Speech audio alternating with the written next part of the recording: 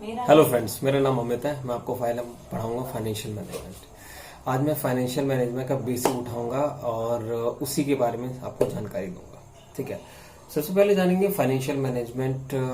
जैसे नाम से ही पता चल रहा है फाइनेंशियल मैनेजमेंट होता क्या है, जानेंगे इसके बारे में, इसकी मीनिंग के बारे में जानेंगे। ठीक है, फाइनेंस वर्ड का मीनिंग होता है पैसा। ठीक है, मैनेजमेंट का जैसे आपने 11th-12th में भी पढ़ाई होगा, किसी भी चीज को मैनेज करना, कैसे चलाना है, कैसे यूज करना है। तो फाइनेंशियल मैनेजमेंट का सीधा सीधा मतलब ये हो गया पैसे का मैनेजमेंट करना। अच्छा, पैसे का मैनेजमेंट करेंगे तो भाई इंसान को तो बता सकते हैं, मशीन को मैनेज कर सकते हैं, लेकिन पैसे को कैसे मैनेज करेंगे? जानते हैं पैसे को कैसे मैनेज करेंगे और पैसे को किस जगह लगाना है, पैसे को कैसे लेना है किसी से यूज करने के लिए, और कहाँ क्या अगर लगा दिया है तो उससे रिटर्न आपको कितनी मिलेगी, किस जगह लगाना है, ये सब जानेंगे। ठीक है, तो फाइनेंशियल मैनेजमेंट में हम जानेंगे 3 चीजें आती है हमारे पास। एक्वायर करना, पैसे को लेना, पैसे को लगाना, इन्वेस्ट करना, और तीसरा आता है हमारा डिसीजन यानी डिविडेंड देना। ठीक है, इन 3 चीजों के बारे में तो पहला हो गया हमारा हो गया इन्वेस्टमेंट डिसीजन। ठीक है, पहला हो गया इन्वेस्टमेंट डिसीजन, दूसरा हो गया फाइनेंसिंग डिसीजन, और तीसरा हो गया आपका डिविडेंड डिसीजन। जानते हैं इन्वेस्टमेंट डिसीजन क्या होता है? देखो, इन्वेस्ट करना, जैसे कि आपको लग रहा होगा इन्वेस्ट करना तो पैसे लगाना, कहां से आपको ज्यादा रिटर्न मिलेगा, लॉस नहीं होगा, ये जानेंगे इन्वेस्टमेंट डिसीजन के बारे में। अच्छा, इन्वेस्टमेंट डिसीजन होगा तो आप सोचोगे कुछ प्रॉफिट ऐसे होते हैं, कुछ इन्वेस्टमेंट लंबी होंगी यानी जो लंबे पीरियड के लिए आपको प्रॉफिट देंगी, और कुछ इन्वेस्टमेंट ऐसी होगी जो शॉर्ट पीरियड में आपको प्रॉफिट देंगी। अच्छा, ठीक है, तो इस तरीके से हम दो पार्ट में कैटेगराइज करेंगे। एक तो लॉन्ग टर्म इन्वेस्टमेंट डिसीजन हो जाएगा, दूसरा शॉर्ट टर्म इन्वेस्टमेंट डिसीजन। जो लॉन्ग टर्म इन्वेस्टमेंट डिसीजन होगा वो आपको ओवर द ईयर्स आपको प्रॉफिट देगा, और जो शॉर्ट टर्म इन्वेस्टमेंट डिसीजन होगा विद इन अ ईयर आपको प्रॉफिट देगा, या फिर बेनिफिट, या फिर फायदा देगा।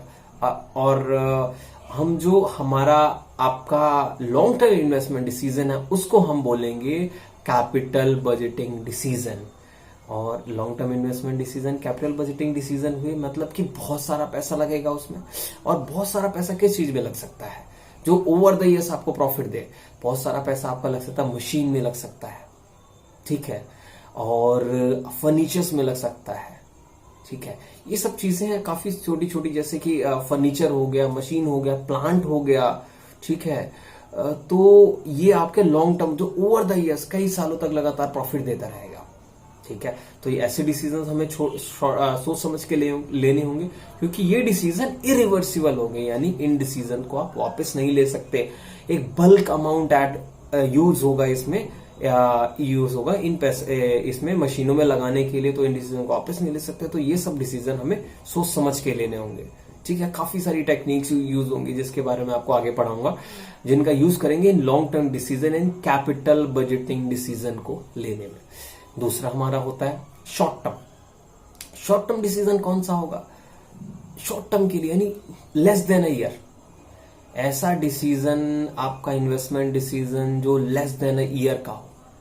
ठीक है, अब लेस देन अ ईयर का होगा मतलब कि उसी 1 साल में पैसा यूज होगा। जो 1 साल के अंदर जो इन्वेस्टमेंट डिसीजन हो रहा है उसको हम क्या बोलेंगे? सोचिए जरा, उसे हम बोलेंगे क्या? शॉर्ट टर्म इन्वेस्टमेंट डिसीजन हमारा क्या होगा? Working capital. अच्छा जी, वर्किंग कैपिटल। ठीक है, वर्किंग कैपिटल क्या होता है? वर्किंग कैपिटल वो होता है जो डे टू डे बिजनेस के लिए अमाउंट यूज होता है, वो वर्किंग कैपिटल होता है। यानी डेली बिजनेस के लिए जो भी पैसा लग रहा है वो वर्किंग कैपिटल डिसीजन होता है। ये भी आपका एक इन्वेस्टमेंट डिसीजन और शॉर्ट टर्म होता है। ठीक है, इसमें आपको कितना पैसा आपको अपने हैंड में करंट एसेट्स रहते हैं, कितने आपके डेटर्स रहेंगे जो शॉर्ट टर्म में आपको मनी में कन्वर्ट हो जाए। क्योंकि देखो, daily day to day business के लिए आपको पैसा चाहिए। ठीक है, वो पैसा कहां से आएगा? वो आपको डिसीजन लेना होगा, इतना पैसा हमें इन कैश रखना है हमारा डेली बिजनेस चलाने के लिए, जिससे आपका बिजनेस जो है वो ना रुके। ठीक है, अब हुआ हमारा ये फर्स्ट, वो हमारा क्या हुआ बेटा? हमारा हुआ इन्वेस्टमेंट डिसीजन। ठीक है। इन्वेस्टमेंट डिसीजन में हमने दो चीजें पढ़ी, long term investment decision, short term investment decision. Long term investment decision बेटा क्या होता है? लॉन्ग टर्म इन्वेस्टमेंट डिसीजन होता है आपका कैपिटल बजटिंग डिसीजन, जो आपको मोर देन ईयर यानी ओवर द ईयर्स आपको प्रॉफिट देने वाला है। और शॉर्ट टर्म इन्वेस्टमेंट डिसीजन आपका क्या होगा? जो आपको विद इन अ ईयर आपको प्रॉफिट देगा। ठीक है, आपका हो गया, फर्स्ट हो गया बेटा इन्वेस्टमेंट डिसीजन। सेकंड हम चलते हैं बेटा आपका फाइनेंसिंग डिसीजन। अच्छा, फाइनेंस, ठीक है। एक बात बताइए आप सभी, घर में मान लो कि आपके पापा जी को कार चाहिए, ठीक है। अब कार चाहिए, उनके पास है जी कार है, जो बजट बन रहा है उसका 12 लाख का, और पापा जी के पास पैसे हो रहे हैं कितने? 5 लाख के, ठीक है। 5 लाख तो है, बाकी जो है बेटा 7 लाख शॉर्टफॉल हो रहा है, वो कहां से आएगा? सोचिए, किसी रिश्तेदार से लेंगे, बैंक से लेंगे, आपकी जो आजकल मुठभूट फाइनेंस वगैरह चल रहे हैं ये सब ले लेंगे, गोल्ड लोन वगैरह लेंगे, यानी किसी न किसी से उधार लेंगे, ठीक है। ये जो पैसा लेना है बेटा, यही तो फाइनेंसिंग डिसीजन है। आप किसी से अपनी जरूरतों के लिए पैसा ले रहे हैं, ठीक है, ये आपका क्या है बेटा? फाइनेंसिंग डिसीजन है। अच्छा, बिजनेस के पॉइंट ऑफ व्यू से देखते हैं फाइनेंसिंग डिसीजन क्या हो सकता है। बिजनेस को डे टू डे बिजनेस को चलाने के लिए पैसे चाहिए, पैसे इनके पास कहां से आएंगे, है ना। अब देखो, हमने देखा इन्वेस्टमेंट डिसीजन में पैसे लगाने के लिए भी तो हमें पैसे चाहिए, है ना। पैसे होंगे तो तभी तो पैसे लगाएंगे, इन्वेस्ट करेंगे, पैसे नहीं होंगे तो कहां से इन्वेस्ट करेंगे, ठीक है। जानते हैं इन्वेस्टमेंट डिसीजन। देखिएगा, इन्वेस्टमेंट डिसीजन के अंदर आप देखेंगे, आपका कोई फ्रेंड है, ठीक है, आपने उससे पैसे लिए, आपको उसको शायद रेट ऑफ इंटरेस्ट ना देना पड़े या कम देना पड़े, ठीक है।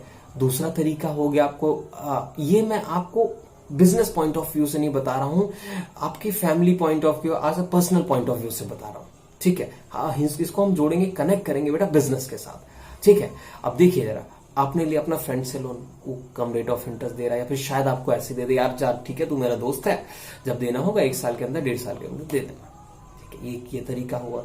दूसरा तरीका हुआ भाई साहब कि आप बैंक के पास गए, बैंक बोलता है जी आपका जो रेट ऑफ इंटरेस्ट है पर्सनल, आप अपने किसी काम के ले रहे हैं, हमें कोई फर्क नहीं पड़ता, पर्सनल लोन दिया जा रहा है आपको 11% 12%। क्या होगा?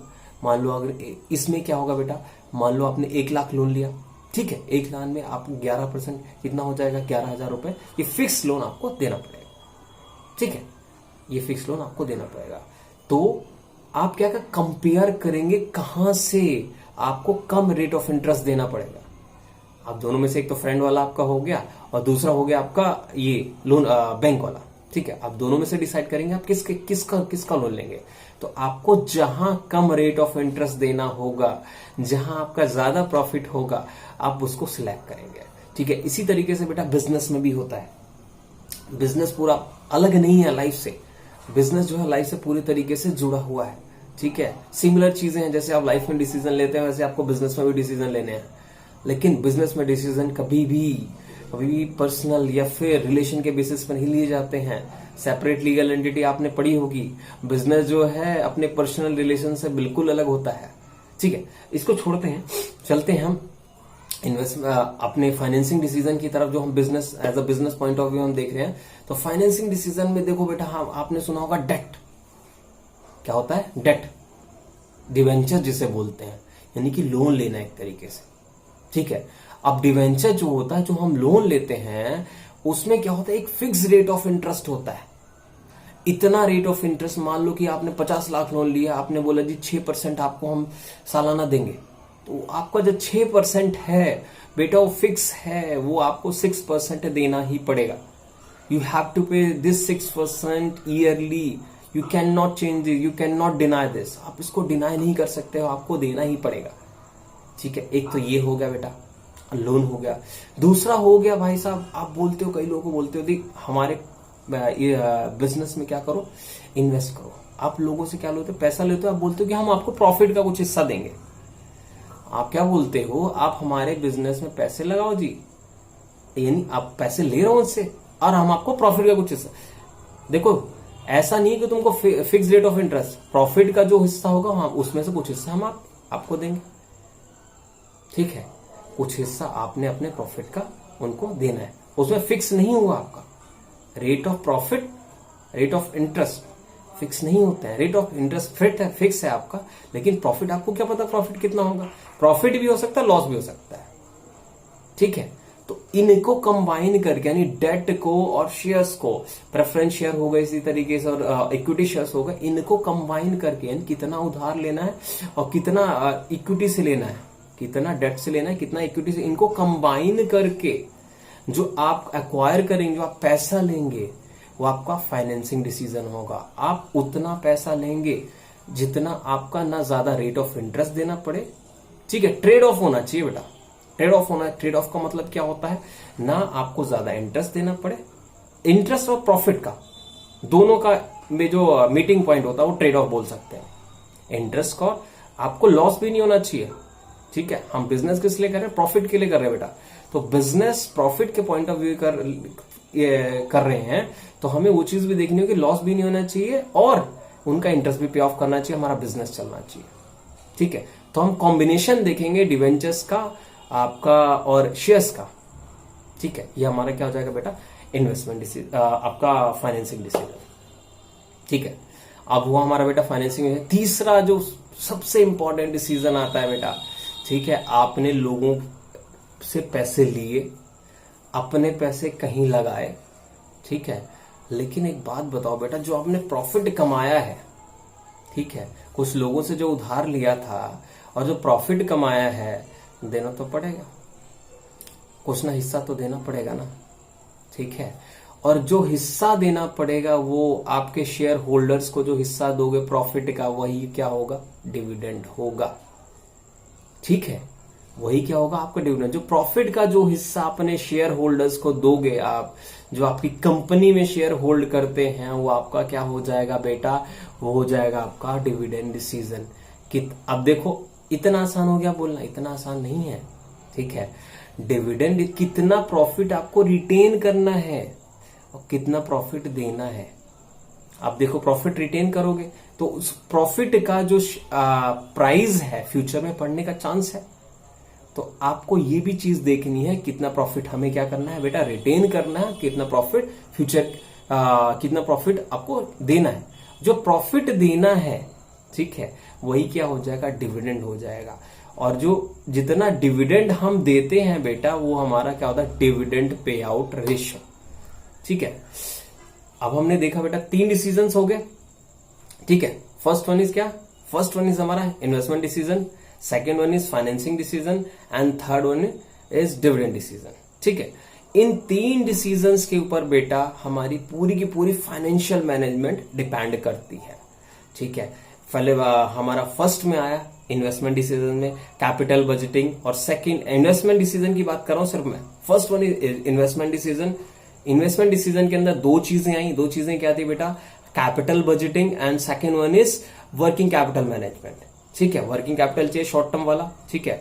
दूसरा आया हमारा बेटा, दूसरा हमारा फाइनेंसिंग डिसीजन। फाइनेंसिंग डिसीजन के ऊपर क्या आएगा बेटा, कॉस्ट ऑफ कैपिटल आएगा, ठीक है। क्या आएगा, कॉस्ट ऑफ कैपिटल, यानी कि कितने पैसे लग रहे हैं आपको किसी से उधार लेने में।